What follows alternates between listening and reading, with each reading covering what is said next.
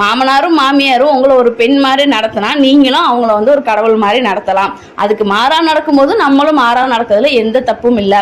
அதை நினைச்சு மற்ற பெண்கள் மன வருத்தப்படணுன்ற தேவையும் கிடையாது. நம்மளுக்கு அகெயின்ஸ்டா ஒரு விஷயம் நடக்கும்போது நம்ம மட்டும்தான் நம்மளுக்காக வாய்ஸ் ரைஸ் பண்ண முடியுமே தவிர்த்து வேற யாருமே நம்மளுக்காக பண்ண மாட்டாங்க. அந்த இடத்துல நம்ம வாய்ஸ் ரைஸ் பண்றது கூட இன்னைக்கு இருக்கிற தமிழ் சீரியல்களை காமிக்கிற மாதிரி பொறுமையின் சின்னம், அமைதியின் மறு உருவம் அப்படிலாம் இருந்தோம்னா நம்மளை தூக்கி சாப்பிட்டு முடிச்சு கட்டிட்டு அடுத்த வேலையை பார்க்கறதுக்கு போயிடுவாங்க. ஸோ நம்மளுக்கு பேச வேண்டிய இடத்துல கண்டிப்பா பேசிதான் ஆகணும்.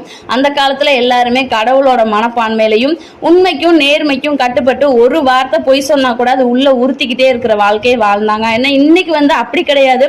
பையன்கிட்ட ஒரு முகம், கணவன் கிட்ட ஒரு முகம், வந்த மருமக கிட்ட ஒரு முகம், பிறந்த பேர குழந்தைகிட்ட ஒரு முகம்னு 1008 முகங்களை காமிக்கிறவங்க தான் இருக்காங்க.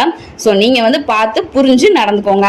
மூணாவதா சொல்லப்படுற கதை என்ன அப்படின்னா, இந்த கதை வந்து தேவலோகத்துல நிகழ்ந்ததா சொல்றாங்க. தேவலோகத்துல